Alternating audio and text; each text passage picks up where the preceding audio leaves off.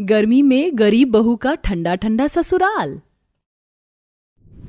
गर्मी से परेशान पार्वती दरवाजे पर बैठकर हाथ पंखा डुलाते हुए बड़बड़ा रही थी। कसम से इस निगोड़ी गर्मी के मौसम ने तो नाक में दम करके रख दिया। आज तो पेड़ पौधों में भी हलचल नहीं है कि पसीना सूखे। पार्वती, तब से तुम खुद को हाँक रही हो पंखा। यहाँ मैं पसीने में तरबतर हो गया है। पंखा दो मुझे। जब देखो क्यों बचर बचर करने लगते हो बुढ़ऊ। ये पंखा मैंने अपने हाथ से बिना है। तुमको हवा खानी तो जाकर बाजार से खरीद ले आओ। पंखे के लिए दोनों सास ससुर किचकिच करने लगते हैं। वहीं तीनों बहू सरला, गौरी, कविता रसोड़े में खाना बना रही थी। सासू माँ ससुर जी का अजीब हाल है। जब देखो झगड़ा करने के मिजाज में रहते हैं। जेठानी जी, जब इतनी बिजली कटती है घर में तो 2-4 हाथ पंखा होना चाहिए। कविता, अभी तुमको शादी करके आए हो 4 दिन हुए। हम दोनों तो हर साल गर्मी का कहर झेलते हैं। सब्जी बस बनने वाली है, तब तक आटा गूंथ लो। जेठानी जी, इस घमस भरी रसोई में मुझसे रोटी नहीं बनेगी। कल मैंने रोटी बनाई थी चूल्हे की, आज धाए धाए शरीर में लग रही थी। दंदना कर घमौरी निकल गई है। मैं आंगन में चूल्हा डालकर रोटी बनाऊंगी। कुछ देर में कविता कड़ी गर्मी में चूल्हे की रोटी बनाकर सबको परोसती है। तभी मसाले वाली सब्जी देखकर ससुर हजारी प्रसाद। बहू, एक तो इतनी गर्मी का मौसम है, ऊपर से तुमने इतनी मसालेदार सब्जी बनाकर रखी है। अजी, तुम्हारा धंधा बड़ा खराब हो गया। जब देखो बहू से टेढ़ी बोली बोलते रहते हो। भाग्यवान, अब तुम दाना पानी लेकर मत चढ़ो। एक तो वैसे गर्मी ने दुखी कर रखा है। बहू, दाल बनाई है तो दे दो, दाल रोटी खा लूंगा। तभी कविता सहम कर बोलती है, ससुर जी दाल खत्म हो गई इसलिए नहीं बनाई। दाल खत्म हो गई थी तो तुम हमें बता भी तो सकती थी ना। रसोई भी तुमसे ढंग से नहीं संभलती। खींचे मन में सारे मर्दाने खाना खाते हैं, फिर बहुएं जूठे बर्तन समेटती हैं।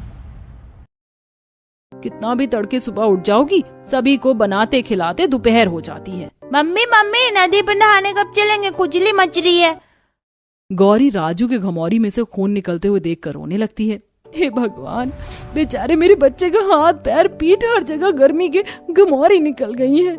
हमारा मकान भी तो गर्मी में भट्टी जितना तपता है। दिन रात दोनों एक बराबर हैं, थोड़ी भी ठंडक नहीं है। तीनों बहुएं अपने बाल बच्चे को नदी पर लाकर नहलाती हैं। तभी झमाझम हवा से नीम के पेड़ों से फलों को टपकते देखती हैं।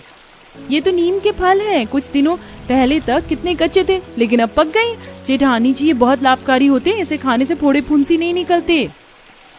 कविता उन सारे फलों को चुन लेती है और कुछ नीम की टहनी तोड़कर घर लाकर सिलवट्टे पर पीस कर लगाती है कि अगले दिन, माँ देखो, मेरी सारी घमौरी छूट गई और खुजली भी नहीं हो रही। सचमुच देवरानी जी, तुम्हारा देसी नुस्खा तो बिल्कुल रामबाण इलाज निकला। बच्चों की सारी घमौरी छूमंतर हो गई। तभी पसीने में लथपथ तीनों के पति बिस्तर से उठ जाते हैं। तुम तीनों दिन भर घर में रहकर करती क्या हो? कितनी दफा बोल दिया है ये दरी वाला बिछौना हटा दो। कितनी गर्मी पैदा करता है। थोड़ी भी ठंडक नहीं है, चुभन होती है, चैन की नींद नहीं पड़ती है। हम बहुएं तो जैसे आप मर्दों की आंखों में खटकती हैं। घर में भी काम काज होते हैं, घर में रहकर हम झक नहीं मारती हैं। बेटे बहू को झगड़ा करते देखकर पार्वती माथा पीट लेती है। हे भगवान, नरेश तो क्यों बहू से झगड़ रहा है? वो बेचारी भी दूसरा बिछौना कहाँ से लाकर बिछाए? ये तो तुम तीनों की जिम्मेदारी थी कि घर में बिछौना खरीद कर लाओ। ये तो इन्होंने जाड़े में जूट से बिस्तर सिला था जो सो रहे हो। गर्मी से भड़क कर तीनों भाई बगैर खाए पिए ही काम पर चले जाते हैं। वहीं बहुएं कड़ी धूप में ईंधन बटोरने जंगल में आती हैं। धूप के चलते हरे भरे पेड़ों की हरियाली तो जैसे खत्म हो गई है। ऐसा लग रहा है कि पतझड़ का मौसम चालू हो गया। कितने पत्ते झड़ रहे हैं। मगर जेठानी जी, धूप लगकर ये पत्ता सूखकर एकदम करारा हो गया। इसकी आंच कितनी अच्छी लहकती है। मगर गौरी, इस गर्मी ने मौसम की ठंडक तो छीन ली है ना। तपती गर्मी में बहुएं सूखे पत्ते बटोर रही होती हैं। तभी ठंडी हवा चलने लगती है और हरी हरी घास पर वो बैठ जाती हैं। आहा जेठानी जी, इतनी गर्मी में भी घास कितनी ठंडक भरी है। बिस्तर डालने की भी जरूरत नहीं है, इस घास पर ही मीठी नींद पड़ जाएगी। कविता की बात सुनकर सरला को घास से बिस्तर बनाने का जुगाड़ सूझता है। घास जमीन के अंदर से नमी सोखता है, इसीलिए भीषण गर्मी में भी हरा भरा रहता है। और ये घास कितनी नरम मुलायम है।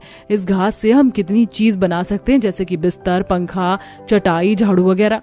तीनों बहू सारे घास को उखाड़ कर घर लाती हैं और दिन भर लग कर बिस्तर तकिया तैयार करती हैं। बहुएं सबको खाना परोसती हैं। आज तो हम सब नई नई चटाई पर बैठकर खाना खाएंगे। अच्छा, तो बहुओं ने भोजन करने के लिए घास की चटाई बुनी है, तभी ठंडा ठंडा लग रहा है। खाने के बाद पूरा परिवार घास के ठंडे ठंडे बिस्तर पर मीठी नींद सोते हैं अगली सुबह। बहू, पहले तो गुदड़ी के बिस्तर पर बड़ी गर्मी मचती थी, लेकिन तुमने जो घास का बिस्तर बनाया है, रात में पंखा करने की भी जरूरत नहीं पड़ी, खूब अच्छे से नींद पड़ी। जुग जुग जियो मेरी जुगाड़ू बहू। बहू के जुगाड़ से थोड़े दिन घर में ठंडक रहती है, लेकिन कुछ दिनों में गर्मी का तापमान बहुत ज्यादा बढ़ जाता है, जिससे दिन रात घर की छत, दीवार, भट्टी जितनी तपती है। ये भगवान, घर में तो जैसे दम घोटने वाली गर्मी पड़ रही है, ईंट भट्टी जितनी तपिश रहे। घर के अंदर घमासान गर्मी मचने के चलते पूरा परिवार अब खाना पीना आंगन में करता है, लेकिन वहाँ भी गर्म गर्म लू लगती है। इस गर्मी के मौसम ने तो हम गरीबों का जीना दूभर कर दिया है। सारा दिन फैक्ट्री में गर्मी में तपो, घर आकर भी राहत की सांस नहीं है। कोई बात नहीं, आप सब लोग सो जाइए, हम ठंडी ठंडी हवा करते हैं। बेचारी बहुएं सबको पंखा करती हैं और अगले दिन सुबह उठकर दिया अधूरी नींद के साथ काम निपटाती है। तभी रात को मनोहर, नरेश फैक्ट्री से जूट की बोरी लेकर आते हैं, जिस पर पार्वती किचकिच करते हुए, ये तुम तीनों जूट की बोरी किस लिए लेकर आए हो? एक तो पहले ही गर्मी से घर में कितनी उमस भरी है, बोरी और गर्माहट कर देगी घर में। मैंने तो मना किया था मनोहर भैया को कि बोरी घर में मत ले चलो, पहले ही गर्मी से घर में आग बरस रही है। इतनी सारी जूट की बोरी देखकर कविता का जुगाड़ू दिमाग चलता है।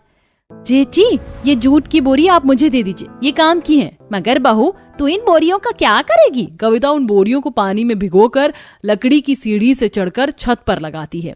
जेठानी जी, ये बाकी की बोरियां आप मुझे पानी में डुबोकर पकड़ाइए। जूट की बोरी काफी मात्रा में पानी सोखती है, इससे सुबह तक हमारे घर की छत ठंडक भरी रहेगी। इस तरह तीनों बहू गीली बोरी से पूरी छत को ढक देती हैं और जैसे ही पूरा परिवार घर के अंदर आता है तो उन्हें ठंडक महसूस होता है। तभी तीनों बच्चे ताली बजाते हैं। ओ बेटे की जान, हमारा घर तो कितना ठंडा ठंडा कुलकुल लग रहा है। चाची, आप तो छा गई। सच में बहू, आज तो तुम्हारे जुगाड़ ने एसी फेल कर दिया है। ये बिल्कुल भी खर्चीला नहीं है। ससुर तीनों की खूब सराहना करते। अगले दिन वो मटके को बोरी से ढक देती हैं, जिससे पानी भी ठंडा रहता है। देखो, हमारा ये जुगाड़ पैतरा भी काम कर गया था। इस मटके का पानी पीकर देखो, इसके आगे फ्रिज का पानी भी फेल है। दोनों बहू ग्लास भरकर पानी पीती हैं, जो कि बर्फ जितना ठंडा था। सच में मंजली जेठानी जी, घड़ा तो बिल्कुल चिकना हो गया था, मगर वापस से मटके के पानी का तासी ठंडा हो गया। इसी तरह जुगाड़ लगाकर तीनों बहू अपने गरीब ससुराल वालों को गर्मी से राहत और ठंडक भरा एहसास दिलवाती हैं। तीनों के पति फलों के बगीचे में काम करते थे। वहां जब भी वो ढीले या पचके फल वगैरह लेकर आते तो वह उसका इस्तेमाल करके आम पन्ना, आम रस, सत्तू, शिकंजी बनाकर पिलाती थी। गर्मी में ठंडा ठंडा आम रस पीकर पेट में बड़ी ठंडक मिलती है। बहू, कोई असरदार जुगाड़ लगाओ ताकि मेरे पैर के तलवे की तपन खत्म हो जाए। अगले दिन कविता अपने ससुर के लिए घास का चप्पल बनाकर पहनने के लिए देती है, जिससे आराम मिल जाता है। वहीं घास के कपड़े, चटाई, कालीन और सजावट की वस्तुएं भी बनाती है और छत, दीवारों को हरी हरी घास से ढक देती है, जिससे अब गरीब बहू और उनके ससुराल वालों को गर्मी में ठंडक का अनुभव होता है और गर्मी का मौसम कुशलता से कट जाता है। माँ, गोभी मटर छांट दिया तो दे दो। हाँ, ये ले अखिलेश बेटा, कल तो 1-2 फूल गोभी खराब हो गई थी, मगर आज तो 4 से 5 किलो फूल गोभी गल गए। तुम दोनों बाप बेटे आज मंडी भी नहीं गए। रेडी पर कितनी कम सब्जी लग रही है। तभी रेडी पर सब्जी लगाते हुए हरिहर हताश मन से बोलता है, मंडी जाकर भी क्या फायदा होता रेवती। कल सारी सब्जी बचकर वापस आई थी, ऊपर से गर्मी इतनी बेजोड़ पड़ रही है कि इतनी सारी सब्जी सड़ गई। सब्जी बेचने के काम में जितने की कमाई नहीं, उससे ज्यादा घाटा है। चलिए पिताजी, जल्दी से चलते हैं। आज रेडी निकालने में पहले ही बहुत देर हो गई है। और आज तो मंगल बाजार भी है, पता नहीं सब्जी की रेडी खड़ी करने की जगह भी मिलेगी कि नहीं। फिर दोनों बाप बेटे सब्जी लेकर मंगल बाजार में आकर आवाज लगाते हैं, सब्जी ले लो, आलू ले लो, प्याज ले लो, भिंडी ले लो, गोभी ले लो, तोरी, शिमला ले लो, पत्ता गोभी ले लो। आइए आइए, ताजी ताजी सब्जी मंडी रेट में ले जाइए। जहां एक तरफ दोनों बाप बेटे का सब्जी का ठेला खाली था, वहीं बगल में मंचूरियन वाले के स्टॉल पर लोगों ने खूब भीड़ लगा रखी थी। वाह, क्या मस्त तीखी जन्नाटेदार मंचूरियन बनाई है, खाकर मजा आ गया। अरे ओ मंचूरियन वाले भैया, जरा हाफ प्लेट और मंचूरियन लगाना। जी जी मैडम जी, बस अभी लगाता हूँ मैडम जी। ग्रेवी मीडियम मिर्च वाला रखना है या स्पाइसी? एकदम स्पाइसी रखना। मंचूरियन वाला फटाफट से ग्रेवी तैयार करता है और सब्जियों का बना मंचूरियन डालकर ग्राहक को देता है। ये लीजिए आपका स्पाइसी ग्रेवी वाला मंचूरियन। यमी, कितना क्रिस्पी टेस्टी मंचूरियन है, मेरे मुंह में तो पानी आ रहा है। कस्टमर फटाफट से मंचूरियन खत्म कर देती है। भैया, कितने पैसे बन गए? जी, आपने पहले फुल प्लेट पनीर मंचूरियन खाया था, और हाफ प्लेट पत्ता गोभी वाला, दोनों के मिलाकर 500 रुपए हुए। ये सुनकर सब्जी वाले बाप बेटे का कलेजा मुंह को आ जाता है। पिताजी, हमारे सब्जी के कारोबार से तो 10 गुना ज्यादा इस मंचूरियन वाले की कमाई है। कितनी भीड़ मची है खाने वाले की। जब से इस मंचूरियन वाले ने हमारे बगल में स्टॉल लगाया है, हमारी तो सब्जी की बिक्री ही खत्म हो गई है। अरे जाने दे अखिलेश, किसी के पेट पर लात नहीं मारते। काफी देर के बाद एक ग्राहक उनकी रेडी पर आती है। अरे सब्जी वाले, ये फूल गोभी गाजर मटर कैसे दिए? 20 रुपए पाव, 1 किलो 60 रुपए की लग जाएगी। अरे भाई साहब, आपकी तो सब्जी भी ताजी नहीं है, सारी सब्जी बासी है। 40 रुपए किलो लगा दो तो ले लूंगी। अच्छा ठीक है बहन जी, ले लीजिए। हरिहर सब्जी तौल कर दे देता है। तभी अखिलेश, पिताजी आपने 40 रुपए किलो में गोभी मटर गाजर बेच दिया। इतने की तो खरीद रेट भी नहीं पड़ी थी। घाटा लगाकर बेचेंगे तो कमाएंगे क्या? अरे जाने दे बेटा, पूंजी तो निकल जाएगी। लगभग 7-8 बजते ही मंचूरियन वाला सारा माल खत्म करके चला जाता है। वहीं दोनों बाप बेटे मुंह लटका कर देर रात को घर आते हैं। सविता, प्रमोद, किरण, आकर सब्जी उठवा दो। जी भैया, आया। चल खुशी, हम भी सब्जी उठवाते हैं। बाबूजी, अखिलेश जी, आज तो मंगल बाजार था ना। पहले तो मंगल बाजार में सब्जी की लूट मच जाती थी और आज सब्जी बचकर आई है। सविता, तुम्हें पता तो है बाजार में खाने पीने की चीज इतनी ज्यादा बिकती है कि लोग हरी भरी सब्जी कहाँ खरीदते हैं। कोई बात नहीं अखिलेश, तू उदास मत हो। भगवान की दया से 2 टाइम की रोटी तो खा रहा है हमारा परिवार। कुछ देर बाद, अरे बहू जल्दी से खाना ले आ, बड़ी जोर से भूख लगी है। ये लीजिए बाबूजी। किस चीज की तरकारी बनाई है आज? तरीदार आलू गोभी और रोटी बनाई है। जी मार कर घर के मर्दाना खाने लगते हैं। तभी हरिहर खिसिया कर कहते हैं, बहू मेरा पेट भर गया, हटा दे थाली। पर बाबूजी, आपने ढंग से खाया नहीं।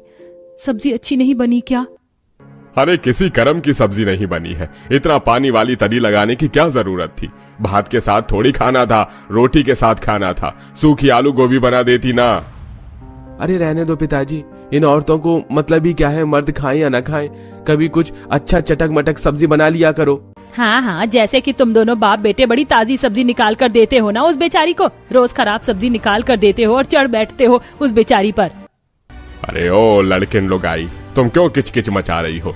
मर्द दिन भर घर से बाहर मेहनत भी करे और अच्छा खाना भी न मांगे। माँ, पिताजी, आप दोनों चुप हो जाइए, झगड़िए मत। कहते हैं ना, हर गरीब परिवार में सारी फसाद की जड़ पैसे की किल्लत होती है। इस परिवार में भी ऐसे ही हालात पैदा थे, जिसमें 2 टाइम की रोटी सब्जी के अलावा परिवार में कभी कुछ अच्छा नहीं बनता था। इसी तरह समय गुजरता है। जहां मंचूरियन वाले का स्टॉल अच्छा खासा चल रहा था, वहीं बाप बेटे की सब्जी की बिक्री कम थी। एक शाम गली में मंचूरियन वाला आता है। आ जाओ प्यारे प्यारे बच्चों, आ जाओ। पनीर मंचूरियन, गोभी मंचूरियन, पत्ता गोभी, सोयाबीन मंचूरियन खा लो।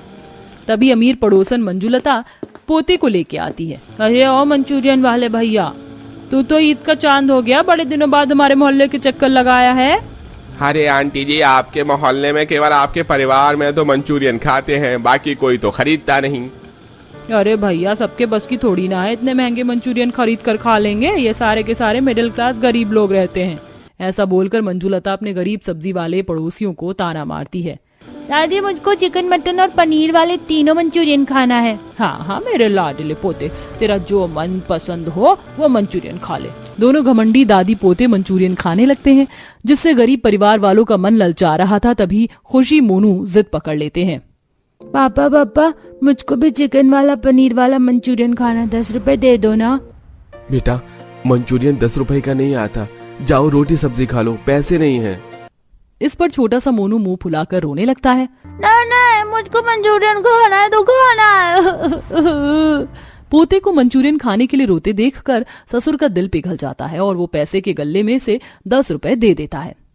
जा जाकर दोनों भाई बहन खा लो मंचूरियन। चल मोनू, मंचूरियन खरीदते हैं। अंकल अंकल, हमको भी फुल प्लेट पनीर वाला मंचूरियन दे दो। तभी घमंडी मंचूरियन वाला बच्चों के हाथ में 10 रुपए देखकर दुत्कार कर भगा देता है। अरे ओ छोकरे, चल भाग यहाँ से। बड़ा आया 10 रुपए में पनीर मंचूरियन खाने। एक मंचूरियन का पीस 20 रुपए का है।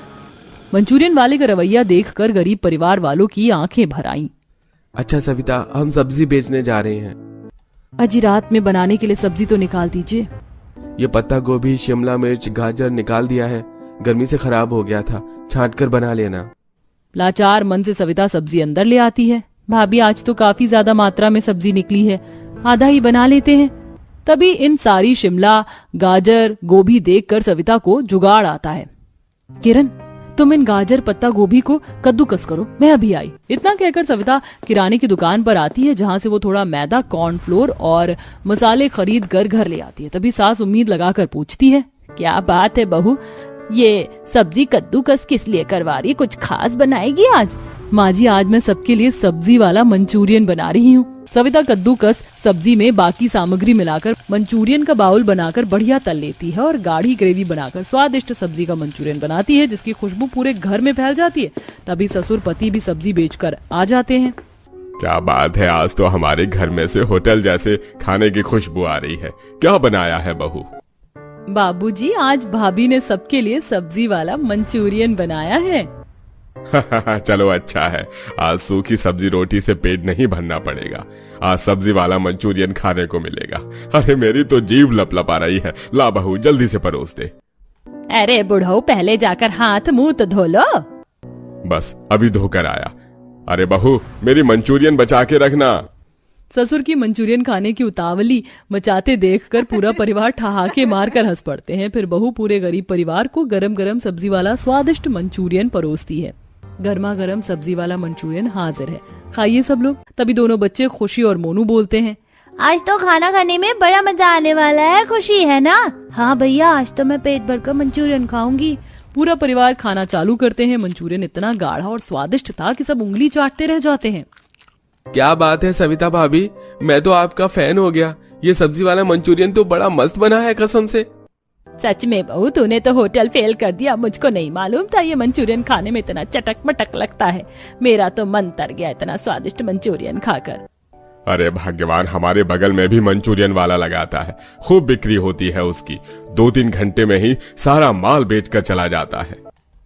अपने ससुर की बात सुनकर सविता कहती है, माँ जी, बाबूजी, मैं सोच रही थी कि घर के बाहर ही मैं भी सब्जी के मंचूरियन का स्टॉल लगा लूं, क्योंकि बाबूजी और अखिलेश जी की सब्जी का कारोबार खास नहीं चल रहा। घर का खर्च कितनी मुश्किल से निकल पाता है। मंचूरियन बेचकर 4 पैसे घर में आएंगे तो काम आएंगे कल को।